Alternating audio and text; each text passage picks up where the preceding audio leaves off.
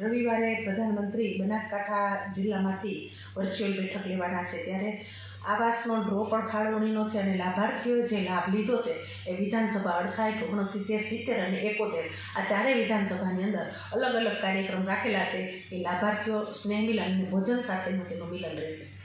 Madam, કઈ વિધાનસભામાં કેટલા જે છે આવાસ બનાવવામાં આવ્યા છે અને તેમનું લોકાર્પણ થશે? વિધાનસભા 68ની અંદર 23 આવાસ છે અને તેના 7071, 69 ની અંદર 28 આવાસ છે અને તે 10,428 છે, 70ની અંદર 17 આવાસ છે, 5,156 તેની સંખ્યા છે અને વિધાનસભા 71ની અંદર 15 આવાસ છે અને તેની સંખ્યા 6,294 છે. ટોટલ આવાસની સંખ્યા 28,949 થવા જઈ રહી છે.